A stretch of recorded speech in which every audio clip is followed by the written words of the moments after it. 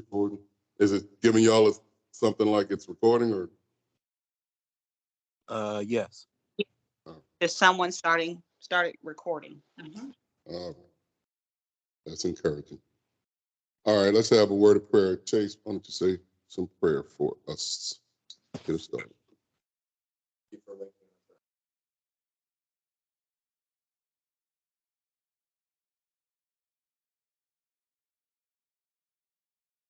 Amen.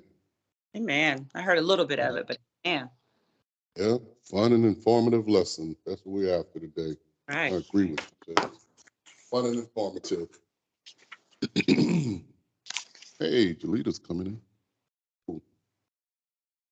We're going to get started with this boundary series.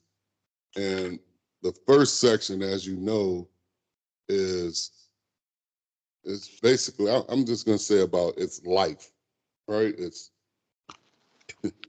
It details, first of all, a day in the life of a boundaryless life. And boy, this lady is struggling. And then what does boundaries look like? I'm just calling this particular section of our teaching life. Let's get a bit of word under us. We're going to start with a very familiar passage in Matthew. And this is Jesus telling the parable about the Good Samaritan. And it can be found in Luke chapter 10, verse 25. And we'll just go all the way down to 37. We'll just do 25 through 37. Luke chapter 10, 35 through 37. This is Jesus talking. This is Jesus on his missionary journeys, and he's coming upon people as he walks along, as he's doing his missionary journeys, and he's teaching all along the way. So as far as context, we're about 30 AD, and we're near Jerusalem, near the Mount of Olives, Jerusalem. And we pick up from Luke chapter 10, verse 25 through 37.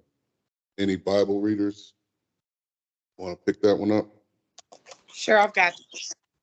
Thank you.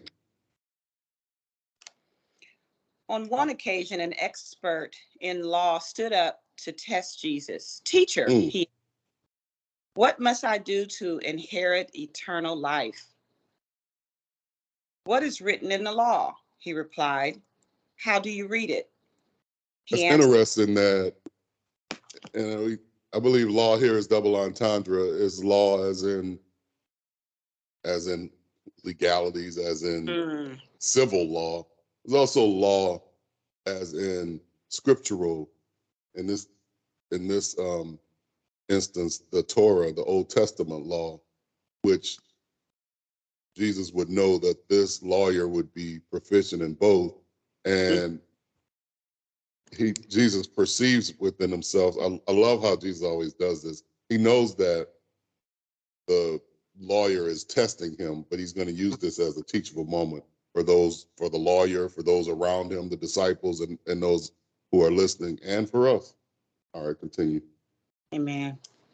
He answered, love the Lord your God with all your heart and with all your soul and with all your strength and with all your mind, and love your neighbor as yourself. You have answered correctly, Jesus replied. Do this and you will live. So he knew that Jesus knows the law. And there's a way to test someone from a standpoint of how we do, like how we are in this ministry, in Lighthouse Marriage Ministry, where we're trying to learn together. We're not putting one person above anyone. We're walking through these passages. We're trying to learn together. So if there's any test, it's a test so that we can build together. This test, it would appear that the way Jesus first responded, which was that he was testing him, this is not the lawyer trying to build Jesus up. This is the lawyer trying to tear Jesus down. I think it's just instructive for us Mm-hmm. to intuit this, to understand this as we walk into this boundary series, because we see how Jesus handles boundaries with knowledge, first of all. Okay, go ahead. But he wanted to justify himself, so he asked Jesus, "And who is my neighbor?" In reply, Jesus said, "A man was going down from Jerusalem to Jericho when he fell into the hands of robbers. They stripped him of his clothes, beat him, and went away, leaving him half dead." Stop there for a minute. So this Mm, is we're just thinking about boundaries, y'all. We're just thinking mhm, about those people, those mhm. those friends, those antagonists, those people at work, maybe in the family. Yep. They're just they're trying to drive. We in New Orleans we call it driving somebody. They're just trying to drive Mm, you. They're not asking the question for your benefit, for your good, or for the mutual good of who's ever in the room. They're asking the question to try to drive you to anger, to try to embarrass you. mm, And that's what's going on here. Of course, it's instructive the way Jesus handles this by, he goes into a metaphor, a mm, parable of this man that was beaten along the road. So it's very instructive. To be able to be this savvy in the conversation, that means we have to think the word has to be in our heart, right? So that when someone comes to test us this way, mm. instead of responding in anger, we can respond in, look, I believe it's like this. And then maybe talking a metaphor. I wonder though, why does Jesus talk in parables anyway? Mm. Well, for this, it seems like for this particular one I was about to read, it makes me feel like Jesus responds to the question, not with another question, but he's about to tell a story, to him of, Yeah, Samaritan. So he kind of, I'm glad he's always in control, but he took control of this because you could tell the lawyer was being, as we said in our word now, being messy. being messy. And and so he elevates this messy situation to a teachable moment for everyone. Yeah.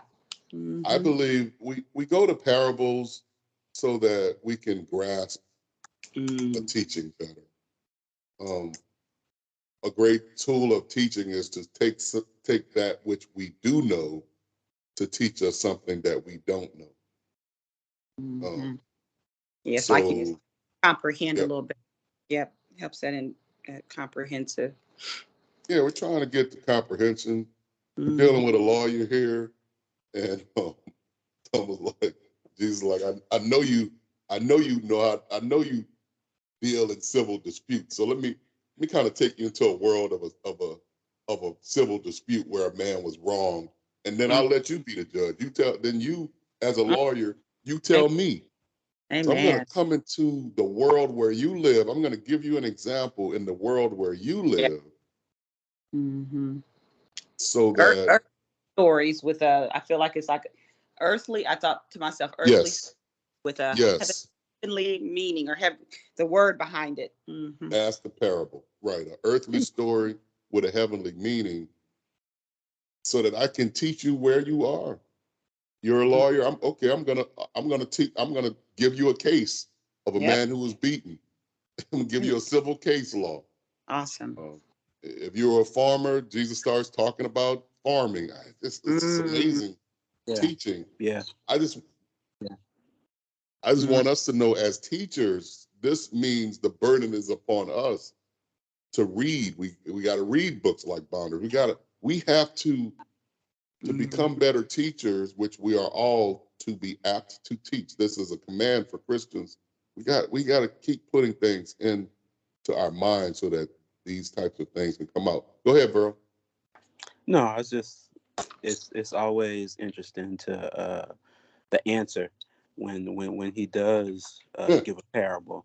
The answer that comes back in contrast, to how they have been talking or what they have been doing, and it makes you wonder, if they're going to be introspective or not. Some are, but Mm, some are giving them the two-faced. chance. Yeah. Yeah, oh man, bless you for that too, brother. Yeah, he's giving them the chance. They if they're not too prideful, they can always change their ways and have a new thought and then have a new way of action. Yeah, that's a Keep good way. going. Yeah, Good way. Unbelievers, try to get them on board. yeah. Just give them a Okay. story about the world that they live in. Yeah. Um, Go ahead, sis. A priest happened to be going down the same road, and when he Mm, saw the man, he passed by on the other side. So too, a Levite, when he came to the place and saw him, passed by on the other side. But a Samaritan, as he traveled, came where the man was, and when he saw him, he took pity on him. He went to yeah. him, Hold bandaged on, his sis. That head. word up there below, up there above in love, that's Levite. Levite. Yep, yep. Okay. So So the to a Levite passed them by and the living, priest passed them by. oh But Lord Jesus, but a good Samaritan. Yep, took pity. He went to him and bandaged his wounds, pouring on oil and wine. Then he put the man on his own donkey, took him into an inn, like I guess a hotel, and took care of him. The next day he took out 2 silver coins and gave them to the innkeeper. Look after him, he said, and when I return, I will reimburse you for any extra expense you may have. Amen. So, I mean, let's get into the context here. So, Chase, do you know the difference? So you have a priest here, you have a Levite, and you have Samaritan. You know the difference between these two groupings of people, if you will? It's okay. That's what we're here for. Check your lobby, Brother Los. It says guests are waiting in the lobby. Bless That's you. cute. I like that. I like that. It's cool. All right. So it lets me know. Okay. Hopefully I got everybody. All right. Amen. I saw Risha's coming along. So let's deal with these. Let's deal with the different, just for lack of a better word, let's just deal with the different classes of people here. I got 2 more scriptures, 2 more verses. You want me to finish or? Um, no, Okay. Amen. let me deal with this. Let me deal with the different classes before we get into, the answer. So the classes, we have the Samaritan, we have the Levite, and we have a priest. And okay, so as it relates to the Jews, who would be the upper class in the Jewish religion? Let me ask it like that.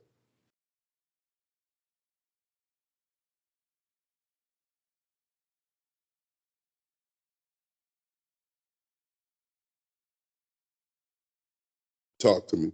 Hey, Risha, good You asking morning. Go ahead, man. you asking everybody, right? Yeah, yeah, yeah. Uh, see you the example. The priest. Okay. Yeah, Yeah, I the would think. priest. the priest, and then even more so, so you have layers upon layers, right? So the Levites are, this is a priest, this is the priestly tribe. The priests come out of this Levite tribe. So these folks should know better. Contrast this with the Samaritan. The Samaritan is a hated tribe. These are what we may say today are a mixed race, right? And if we get real in our black dialect, then you start talking about, quadroons and octoroons and all these, these ugly words that they came up with. Low audio on my entrance. Okay, come on in, Risha. Yep. Hopefully you get your audio stuff fixed. Thanks for coming in. Um, And Jalita, I know you were trying to join, but all right, hopefully you come in. The Samaritans were a hated race amongst the Jewish people. I mean, they were Jews because they were married into Judaism. They were from the northern kingdoms and they married into Judaism. So there was some outcastness about the Samaritans. Dig this part though. So we're talking about people who should know better. He's given this parable to a lawyer. This lawyer should know better. To whom much is given, much is required. I don't know about you all, and I don't want to get you in trouble, sis. I know you deal with them all the time, but it's very hard to find a lawyer who is humble.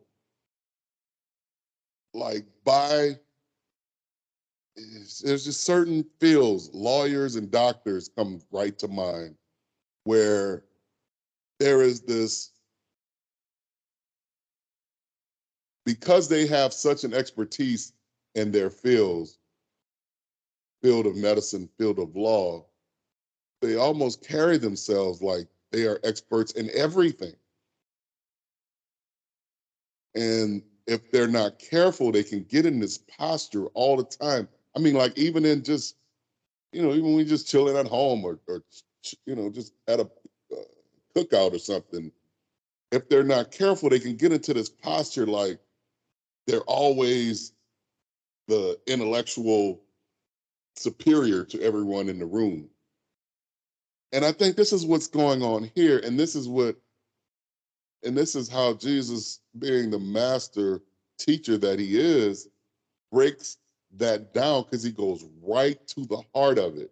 He shows how these are the people who should know better, but it's not enough to just be from the Levitical tribe. It's not just enough to be a learned priest. It's not just enough to be a learned lawyer. It's not just enough to be a learned engineer. It's your action. What are your actions? And that's how Jesus is getting to the meat of it here. Continue, sis. 36, Luke 10:36. Which of these three do you think was a neighbor to the man who fell into the hands of robbers? The expert in law replied, the one who had mercy on him. Jesus told him, go and do likewise. Mm-hmm. Mm-hmm.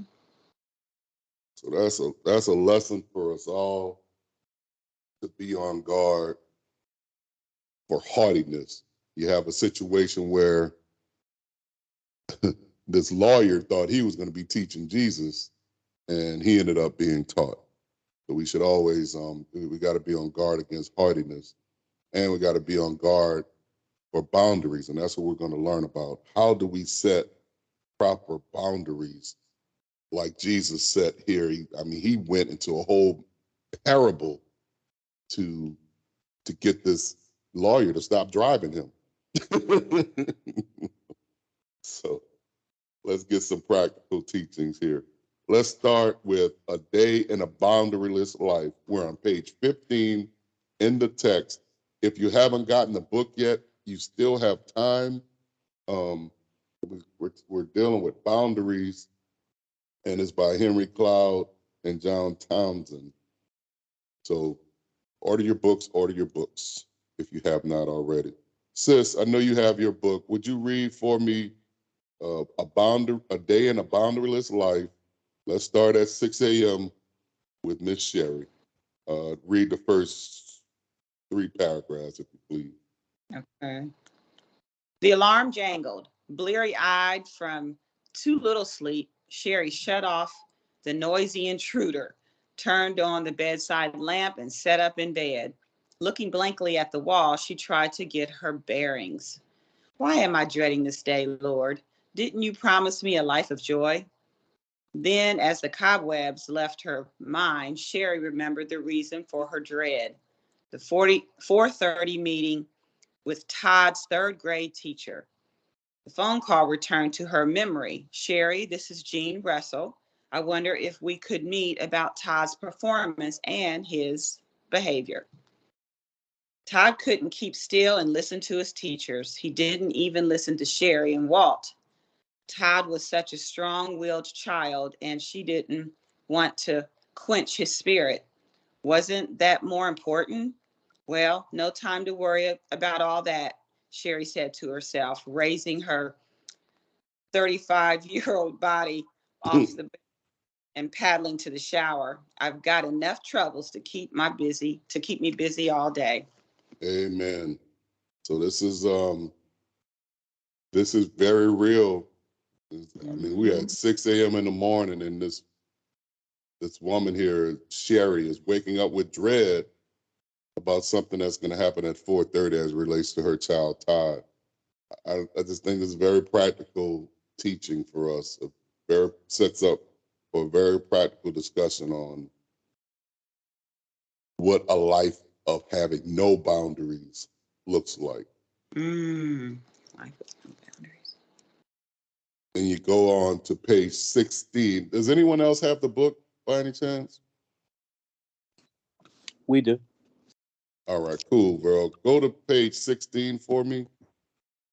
And begins with Sherry thought. Read the 2 paragraphs there. Yeah, sure. Sherry thought regretfully about last night. She planned to work on Amy's costume then, using her talents to make a special day for her little girl. But her mother had dropped over unexpectedly. Good manners dictated that she play hostess, and another evening was shot. The memories of her attempts to salvage the time weren't pretty. Trying to be diplomatic, Sherry artfully told her mother, "You can't imagine how much I enjoy your surprise visits, Mom. But but I was wondering, would you mind if I sew Amy's costume while we talk?"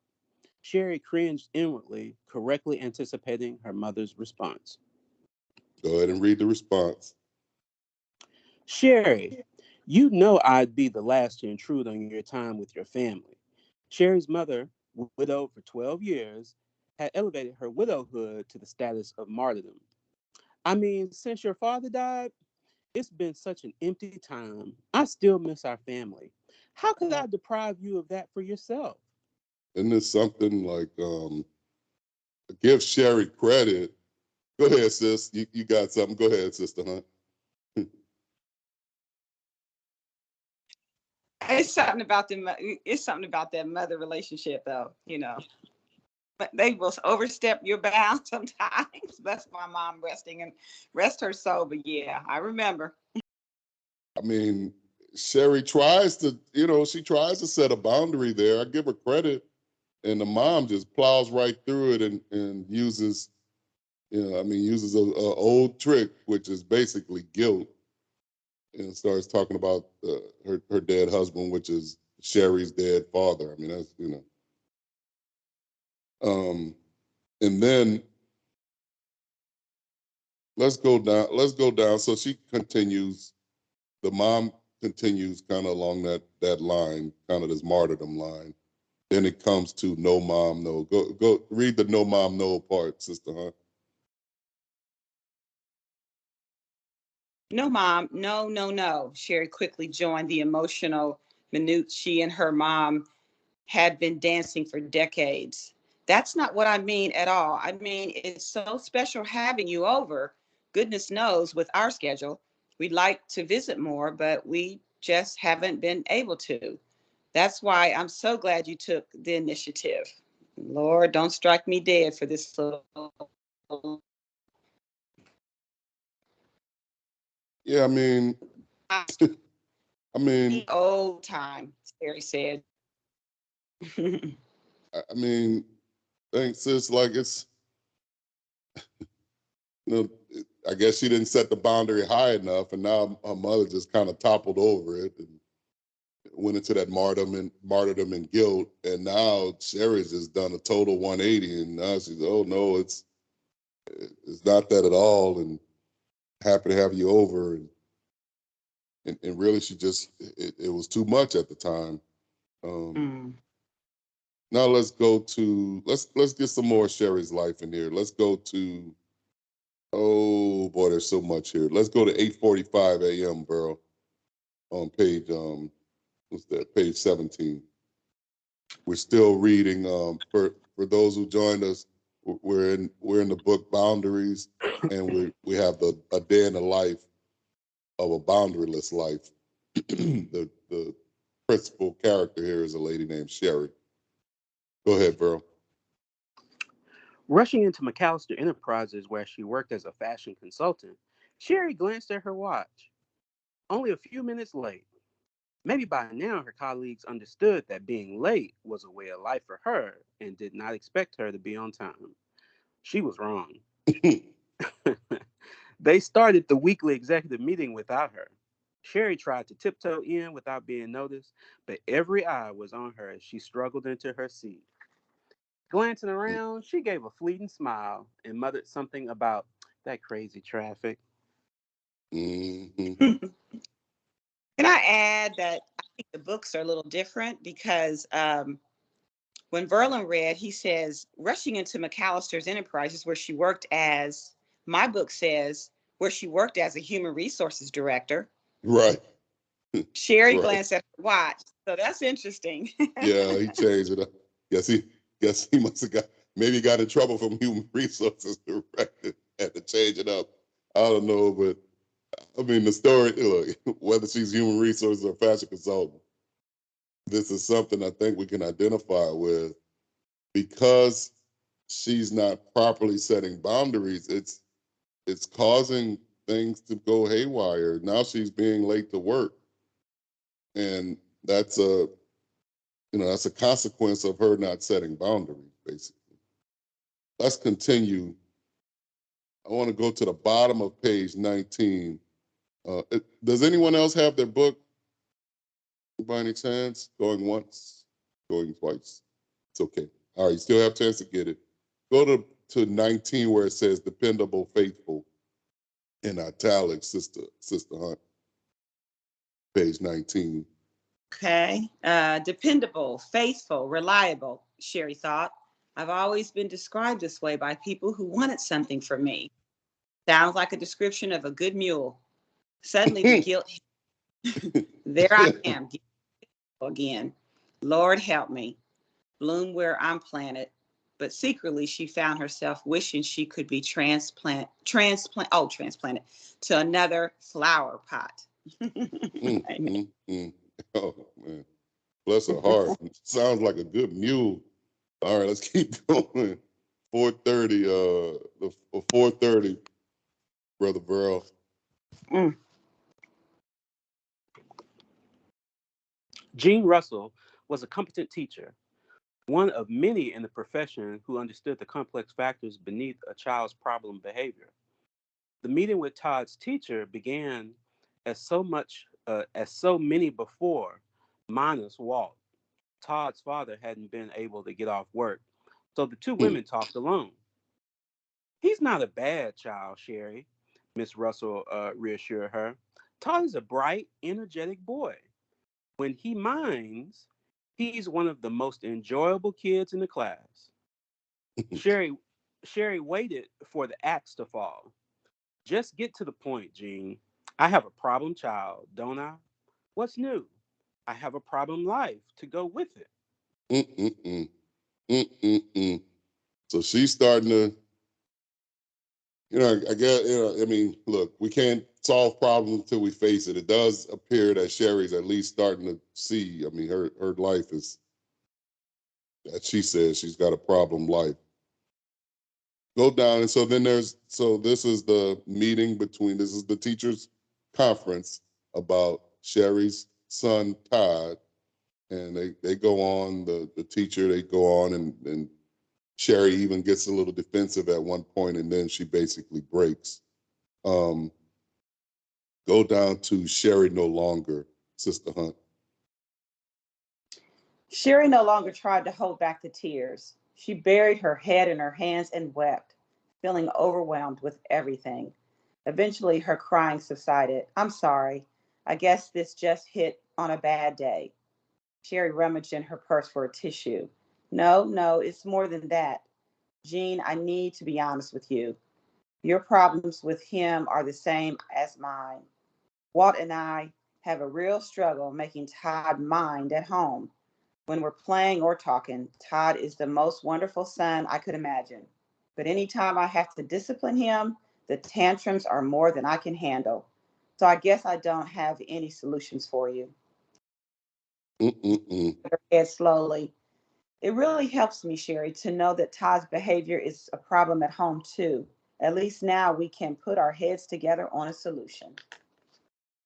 Yeah, that's so she broke down in that parent teacher conference, and it was almost like this admission of everything not being all right, and that the child has the same misbehavior at home. This turned into a breakthrough. Mm.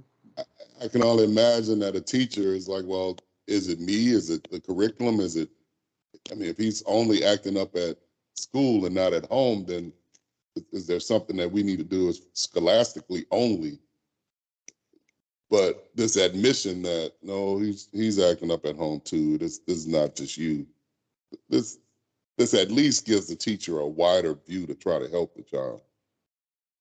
Let's continue. We're in the dead of a boundaryless life with Miss Sherry here. It goes on. 5:15.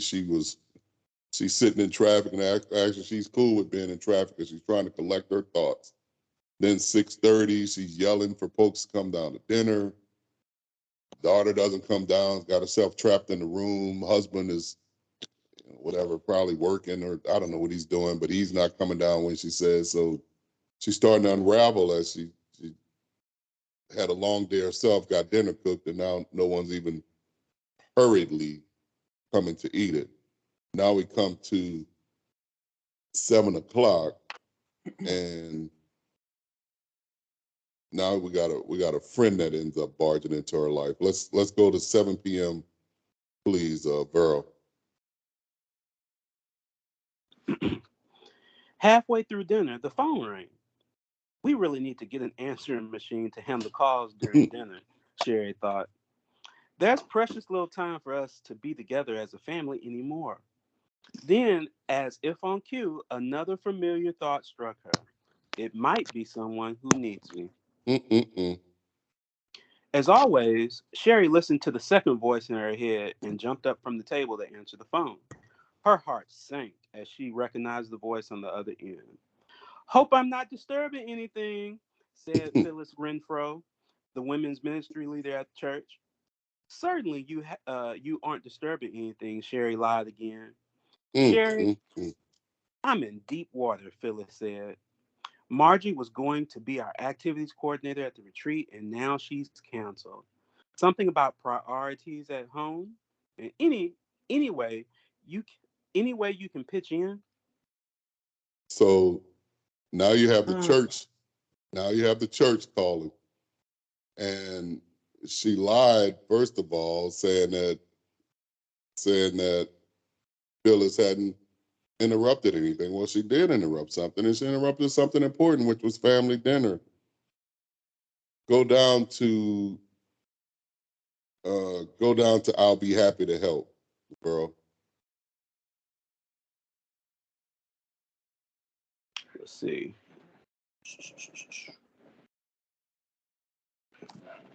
Okay, I'll be happy to help. Sherry told Phyllis. Just send me whatever Margie's done, and I'll get working on it. Phyllis sighed, audibly relieved. Sherry, I know it's a sacrifice. Myself, I have to do it several times every day. But that's the abundant Christian life, isn't it? Being living sacrifices. If you say so, thought Sherry, but she couldn't help wondering when the abundant part would come in. Mm-hmm. Bless today. So Mhm. this is it's kind of like church guilt, right? I mean, I think we got to be mindful too of like around even the times that we call, right? I mean, things happen and things are urgent. This wasn't. I mean, this is not life threatening here, but you just got to know when you're calling folks between 6 and 8 o'clock, that's kind of dinner time for families. And so there's lead in about, I hope I'm not interrupting anything. Well, yes, you are. But here, boundarylessness. Sherry did not handle it well because she basically lied and said you weren't interrupting anything. And then at 11:30 p.m., you have the marital problems. Her husband encroaches upon her all the time, Jeff, with finishing and editing his stuff at work, and she kind of caves on that too. And of course, it's it's a problem because she has all these other things to juggle with church and with school, her children's school, and with her children, and with dinner. And now the husband is unduly adding more pressure upon her, having her do his work at home with as far as editing his papers for work rather. Um, and then we come to 11:50 p.m. Sherry's just sitting there anxious in bed, can't even sleep because she's had so much anxiety. So then we come to 26. What's the problem? Sherry tries to live her life the right way. She tries to do a good job with her marriage, her children, her job, her relationship, and her Lord. Yes, it's obvious that something isn't right. Life is not working. Sherry is in deep spiritual and emotional pain. We can probably all identify with Sherry's dilemma, her isolation, her helplessness, her confusion, her guilt, above all, her sense that her life is out of control. Then I skip down to page 27, and this is one right in the middle of the page. And this is one of the most serious problems facing Christians today. Many sincere, dedicated believers struggle with tremendous confusion about when it is biblically appropriate to set limits. When confronted with their lack of boundaries, they raise good questions. I want to read these questions, all 7 of them. First is, can I set limits and still be a loving person? Second question, what are legitimate boundaries? Third, what if someone is upset or hurt by my boundaries? Fourth, how do I answer someone who wants my time, love, energy, or money? Fifth, why do I feel guilty or afraid when I consider setting boundaries? Sixth, how do boundaries relate to mutual submission within marriage? And then 7, aren't boundaries selfish? Any questions or discussion points so far before we go on to chapter 2? What do boundaries look like? All good questions. Yeah, I think we specifically as Christians have to be very mindful. I'm so glad that the author takes us through this day in the life of a Christian lady trying to cope. And unfortunately, just not setting good boundaries. It seems like everyone is prioritized above her. Friends, family, husband, children, work. I mean, this poor lady, something's got to give. So what does a boundary look like? What does a boundary look like? So let's join the author in his practice. On top of page 29, read for me, Sister Hunt, please. The parents of. The parents of a 25-year-old man came to see me, Henry, with a common request. They wanted me to fix, quote, their son, Joshua. When I asked Joshua was, they answered, oh, he didn't want to come. Why, I asked. Well, he doesn't think he has a problem, they replied. Maybe he's right. I said to their surprise, tell me about it. They recited a history of problems that had begun at a very young age. Joshua had never been, quote, quite up to snuff in their eyes. In recent years, he had exhibited problems with drugs and an inability to stay in school and find a career. It was apparent that they loved their son very much and were heartbroken over the way he was living. They had tried everything they knew to get him to change and live a responsible life, but all had failed. He was still using drugs, avoiding responsibility, and keeping questionable company. They So the told thing, me, I'll mhm, stop right there for me, sis. Thank you so much. Bless you. mhm, And I mean, he goes on to talk about how their lack of setting boundaries, basically they're parental enablers. I mean, if they're, why are they the only ones coming to this counseling session? Where is he? And they're allowing him not to come, which is they're enabling.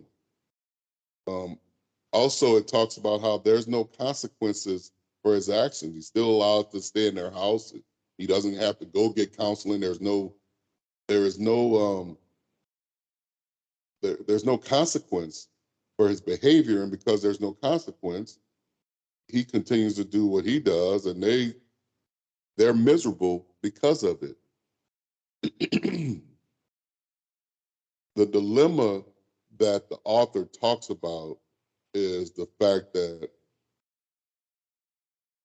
there's invisible property lines and responsibility. I'm on page 31.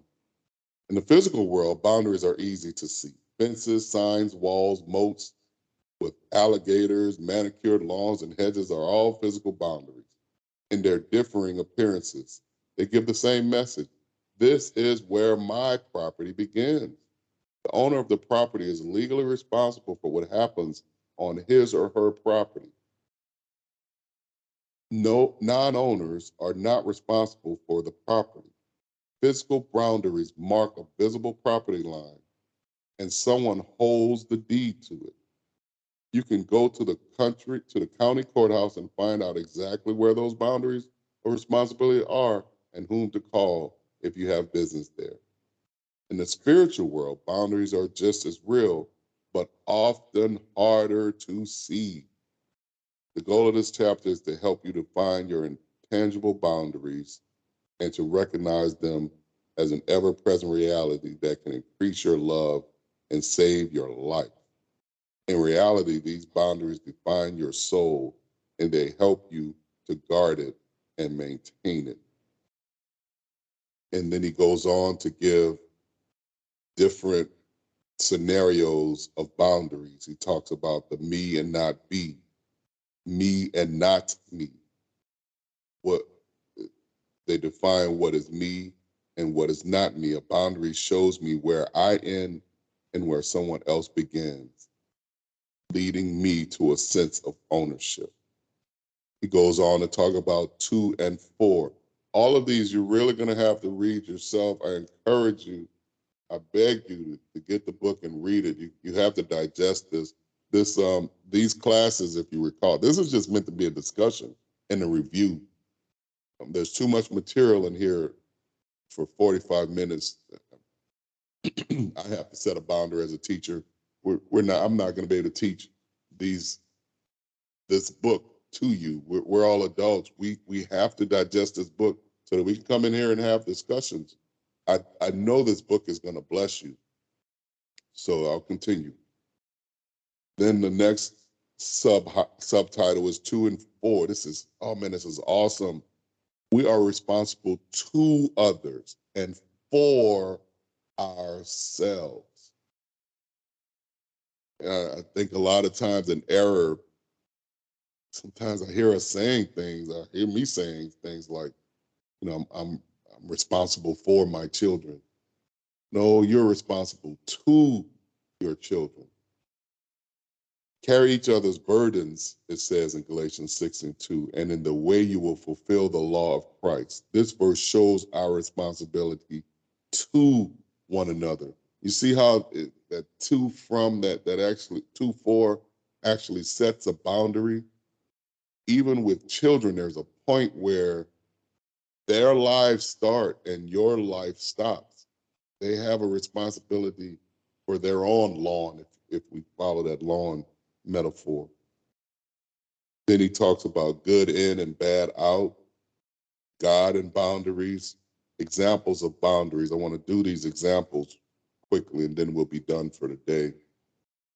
just so we know, is we're dealing with what does a boundary look like? What does a boundary look like? Examples of boundaries.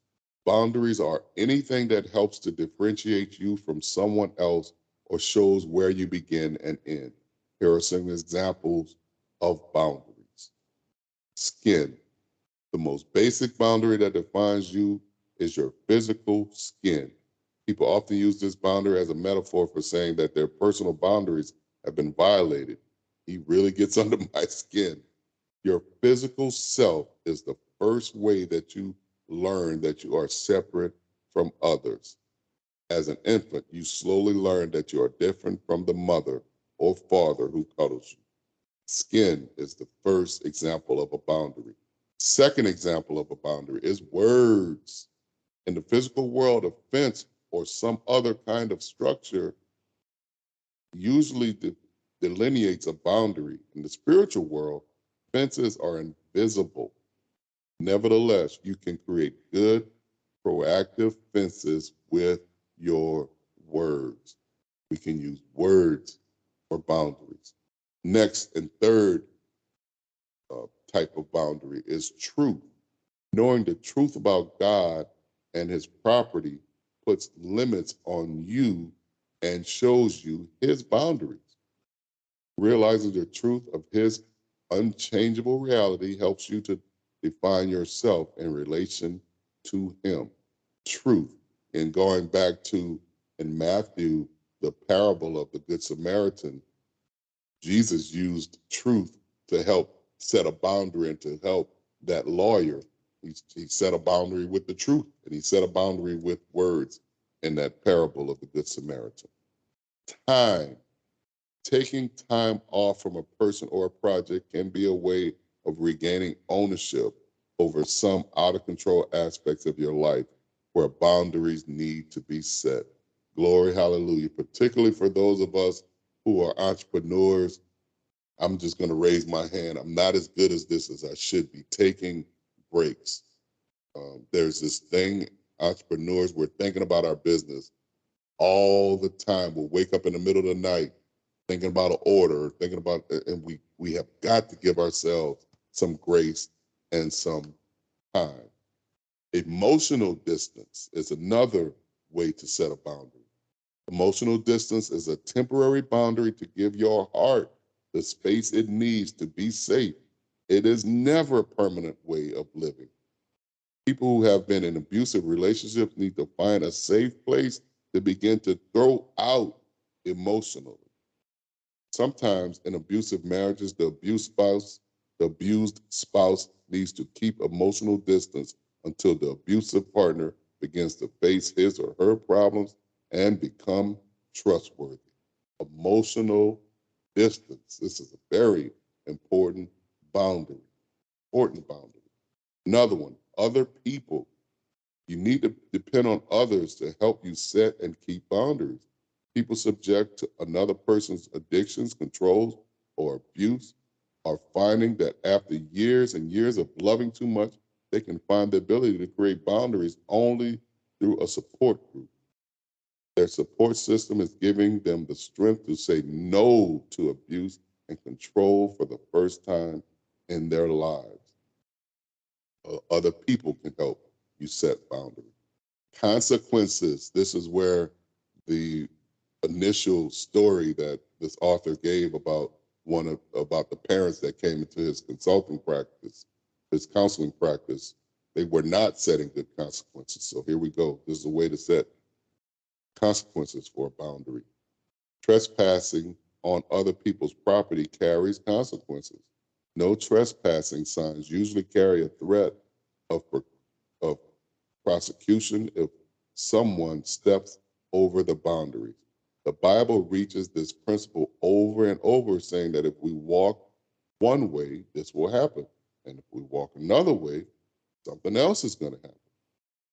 Consequences, I'm at the bottom of the paragraph in that chapter on consequences, page 40. Consequences give some good barbs to fences. They let people know the seriousness of the trespass and the seriousness of our respect for ourselves. This teaches that our commitment to living according to helpful values is something we hold dear and will fight to protect and guard. And then there's more that talks about what's within my boundaries. I'm telling you, I know that this book is worthy of being explored and worthy of being a blessing. I'm going to come to an end here and just wrap back around to that Matthew's, the parable of the Good Samaritan. In this book, I've never heard it discussed like this, but in the book, Dr. Henry Cloud talks about how, what if what if after the Good Samaritan helped the man on the road, remember he gave a innkeeper, he gave someone money to help them and say, look, whatever they need, help them and put it on my tab, basically. In the book, it tells a story about what if the man on the road said, well, Good Samaritan, you're not about to leave me, are you? I mean, that would be rude to leave me. Why would you leave? And then the Good Samaritan falls prey to this guilt and then stays. And then, of course, it's never enough. And the Good Samaritan's like, well, look, I have business to tend to. I have to go and sell some camels for money. And then the man on the road, well, you're not going to leave now, are you? I mean, I'm still not well. I mean, and it wouldn't be right for you to leave. I mean, I think it just shows, even in this, even your goodness to someone who isn't able to see or respect your boundaries, it's never going to be enough, y'all. It's never going to be enough. You can just give and give and give and give. And to someone who doesn't respect boundaries, they're going to continue to ask for more. So what we're going to learn throughout these pages is how to use our words, our emotions, how to use our skin, how to use all of the tools at our disposal to set good boundaries so that we can just stop being, we don't want to be frantic like Miss Sherry from beginning to end, and then we get to the point where we're so anxious we can't even sleep. I'm going to stop there. Any questions or discussions? I pray to God that you've gotten something from this lesson. Talk to me. What discussion points or questions do you have? Amen. This is awesome so far. I look forward to it. Me and Carmel's gonna have to go through this together. But one of my boundaries I set, and I didn't set it till late, but I had a habit of my nieces, two nieces, and then my mentee as well. Grown, but they used to text me and say, oh, can you Zelle me? And I would just do it. And then when I you know what? I want you to know that's disrespectful.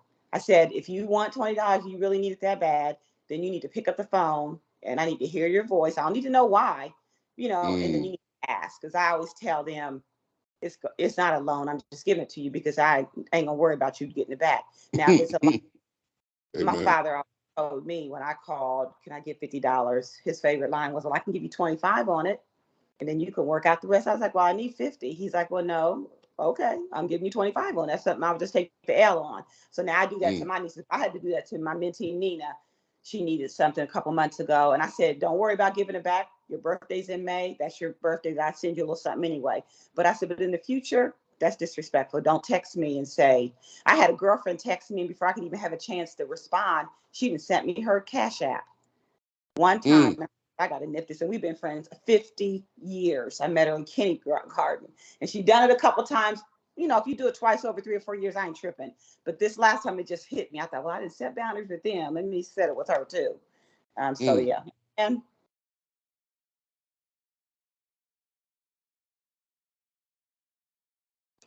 And I just want to say, as we were going through some of these points, man, the one thing that was going through my mind, I was like, man, I've heard no lies here. And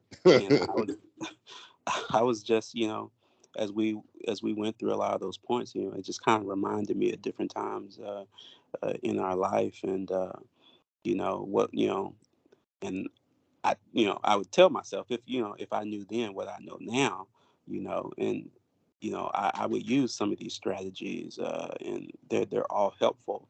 And those questions that we read at the end of chapter 1, those are some really good introspective questions that we need to be honest with ourselves, and then take action on if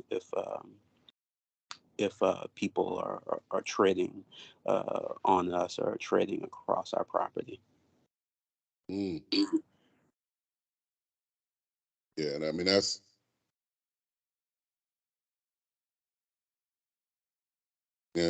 just good points, and we're just going to learn together, everybody. We're that's why we're here. We're going to have these discussion points, and we're just going to learn together. Now, let me move to my beautiful wife isn't here, so I don't have anyone to hand off to talk about logistics. I'm so sad. Oh man, let me move over here. Can you all see this slide? Yes.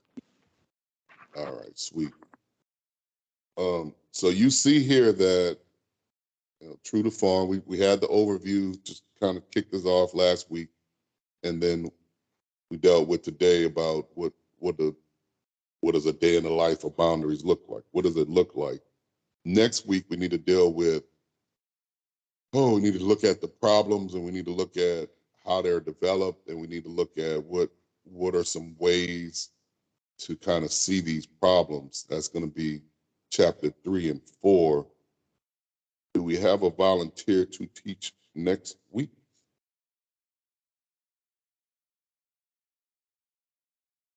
Anybody can teach. I'll be vending my business both days. I'm Oh, sorry. congratulations. Thank you.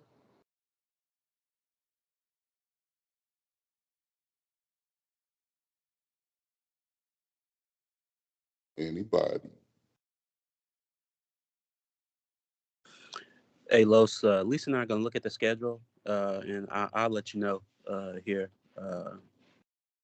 before midweek. Okay. Anybody for a backup in case Burl and Lisa are jammed up?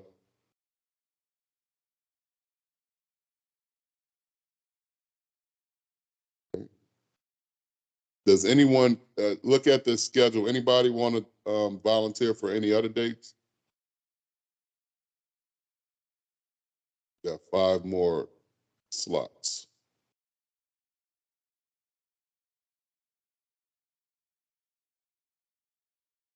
Fight through the fear. We'll help you.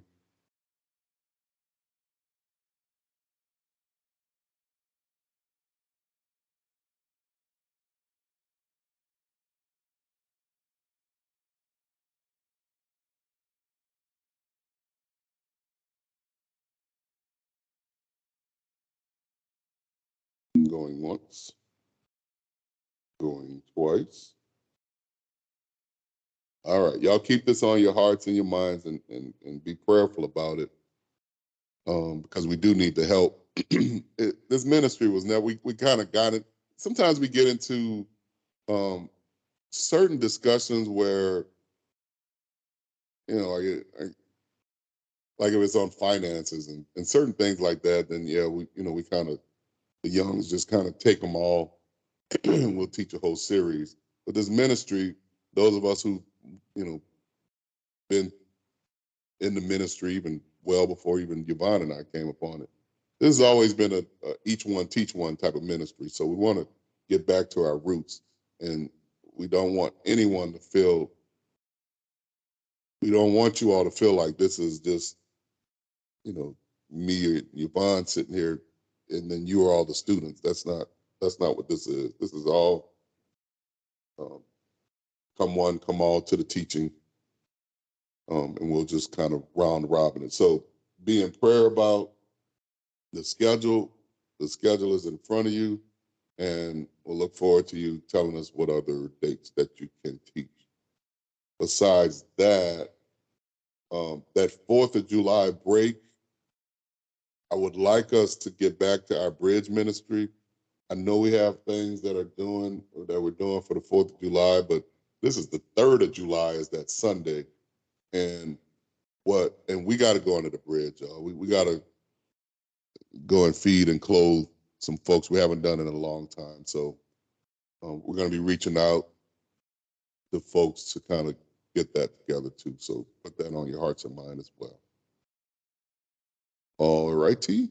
Any words or discussion points before we close out?